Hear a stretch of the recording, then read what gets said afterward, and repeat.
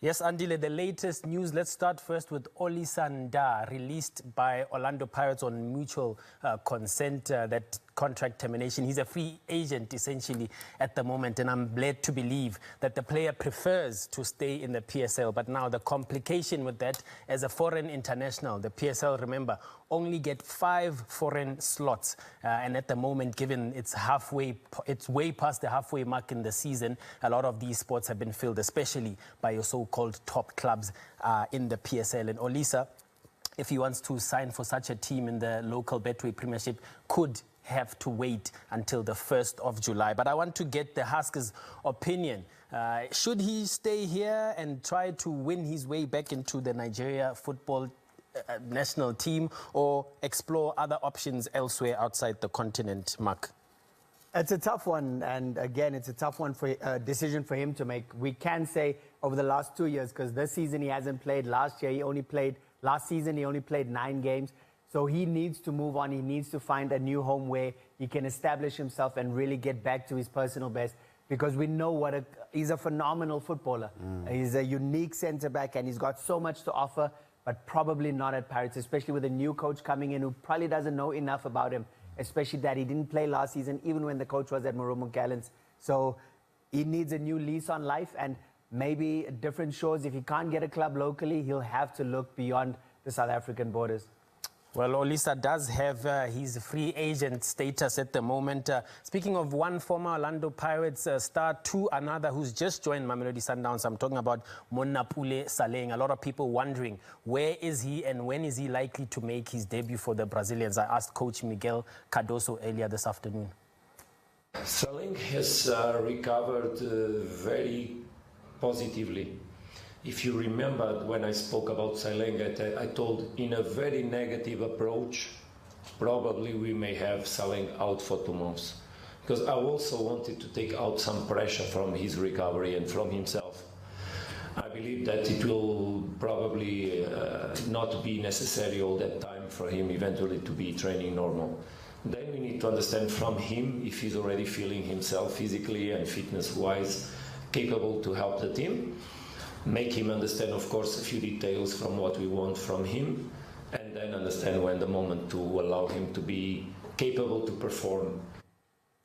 That's Coach Miguel Cardoso giving us the latest on Saleng. I'm going to move on to his counterpart at Magesi FC. Well, probably soon to be ex-Magesi coach John Maduka. If you noticed and watched them against Orlando Pirates at the Orlando Amstel Arena, he sat in the stands. I'm told just a couple of hours before kickoff he was issued with a suspension, and therefore discussions ongoing around the settlement, which means his exit is imminent at the club. And I'm going to ask now skipper Hlompho Kekana to just weigh in on the likelihood, as expected, that John Maduka is likely to be then leaving Magesi FC and trying to start a new chapter elsewhere. A mistake, Hlompho? Mazola, I wouldn't call it a mistake. Unfortunately, my captain there didn't hit the ground running this season. Things didn't fall for him. You know, in 17 matches, he has won 3.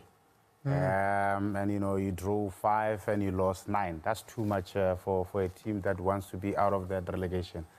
I feel like they need to change and get a new voice. Skipper is always a good coach, and I do believe that wherever he goes, he always has an influence in making sure that the team plays for him. But I don't think things are going his way in this moment at Magesi. Skipper Kekana, I'll tell you who hit the ground running. It's Deputy Sports Minister Peace Mabe. Just have a listen to this and I'll put it into context after a little while. We took an opportunity that presented itself because we feel we have the necessary infrastructure and the support, of course, of hosting the WAFCON. When Morocco said we're not able to host South Africa, we said yes, we are available. We're going to take it. Look, it cannot be debatable because we've just recently hosted a successful G20 where heads of states of different countries were here. So it tells you that in terms of hospitality, we are as well ready. We have the necessary infrastructure as well when it comes to stadiums. We've hosted the World Cup. Well, essentially, the deputy minister has jumped the gun there. Conversations are good. She's right about that part. Conversations are ongoing behind the scenes as CAF and SAFA in South Africa try to find an alternative venue in case Morocco pull out. But she was not supposed to come out with the news. She was supposed to leave it to those with a higher pay grade than her to make the announcement. But we keep a close watch on developments here. Could it be that South Africa are the 2026 WAFCON host? Just around the corner, now. Speaking of people that have been in the country roaming around, I met up with the former France international and 1998 World Cup winner, Marcel Desailly. We sat down and I put it to him around Bafana, who are going to Mexico and face South Korea, as well as yet to be determined European opposition in that Group A. I asked him about Bafana's chances at the global showpiece. You got the opportunity out of the 8 or 9 teams that will qualify, African team that will qualify for the World Cup to play this World Cup in a new format. So even being second or being third, you can still eventually qualify yourself. So as I said, preparation will be key. You are lucky you have a smart coach who knows exactly what he's talking about. He's been to victory, you know, so he knows. He has lead them to, you know, third position during the Ivory Coast African Cup of Nations. So there's the belief that the coach will prepare well the team no matter who is coming on.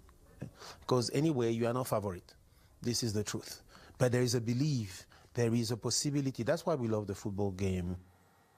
He says we're not favorites, Andile, but we'll see about that. But for all this and more, check out sabcsport.com. We'll have the latest breaking news on all our platforms.